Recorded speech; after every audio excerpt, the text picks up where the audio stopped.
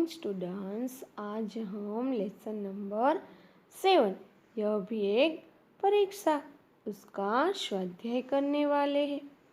तो स्वाध्याय का सबसे पहला प्रश्न है, प्रश्नों के उत्तर दीजिए। फर्स्ट, बूट पॉलिश वाले ने राहगीर से क्या कहा?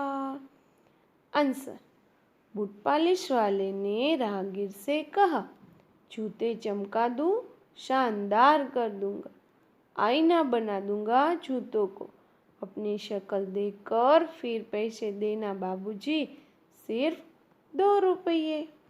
सेकंड, भिखारी के कटोरे में क्या क्या था? आंसर, भिखारी के कटोरे में कुछ पकौड़ियाँ, अमरूद, रोटी के टुकड़े और रेजगारी थी। थर्ड, देवेंद्र भिखारी को अस्पताल क्यों ले गया? आंसर, भिखारी को किसी ने साइकिल की टक्कर मार दी थी, उसके पाँव में गहरी चोट लगी थी, उसमें से खून बह रहा था, इसलिए देवेंद्र भिखारी को अस्पताल ले गया। फोर्थ, देवेंद्र ने भिखारी के लिए क्या किया? आंसर, देवेंद्र ने भिखारी को सड़क के किनारे बिठाया, उसकी सारी बिखरी हुई चीज़ें इकट्ठा कर दी और उसको अस्पताल में भर्ती करवाया। फिफ्थ, प्रधानाध्यापक ने देवेंद्र के घर फोन क्यों लगाया? आंसर, परीक्षा शुरू हो गई थी, परंतु देवेंद्र अभी तक नहीं आया था, वह प्रथम श्रेणी में आने वाला छात्र था, इसलिए प्रधानाध्यापक को चिंता हो रही थी कि कोई दुर्घटना का शिकार तो नहीं हुआ है ना, इसलिए स्थिति का पता लगाने के लिए उन्होंने देवेंद्र के घर फोन किया। क्वेश्चन 2, निम्नलिखित वाक्य कौन किसे कहता है? लिखिए।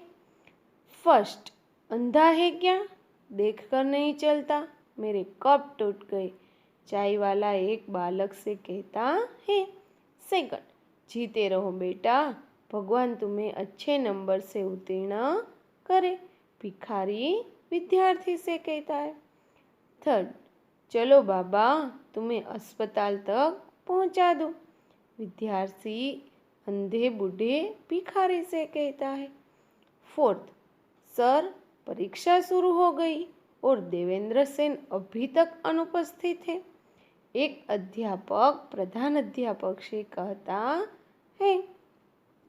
फिफ्थ, शाबाश, तुमने यह जानते हुए भी कि परीक्षा का समय है अपना कर्तव्य निभाया, प्रधान अध्यापक विद्यार्थी से कहते हैं।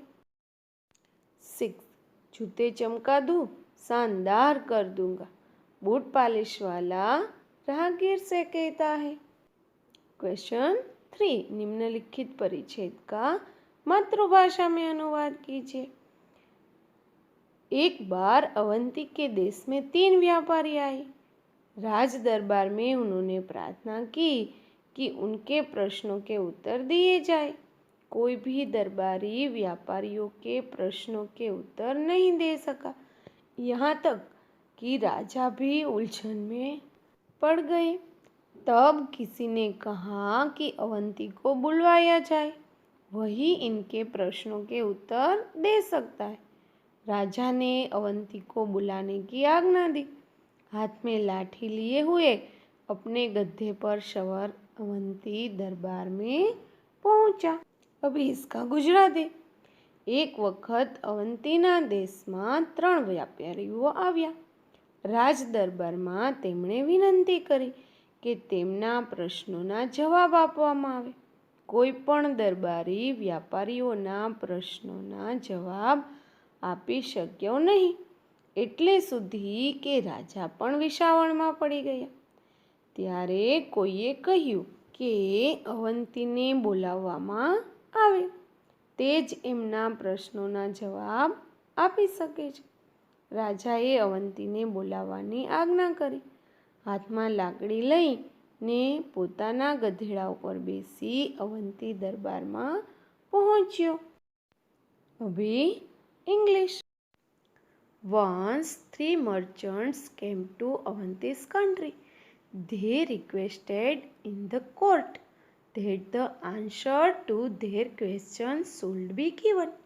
No courtiers could answer the questions of the merchants. Even the king was confused. Then someone suggested that Avanti should be called. Only he could give the answer to those questions. The king ordered to call Avanti. Taking a stick in hand, riding his donkey, Avanti reached to the court. Thank you.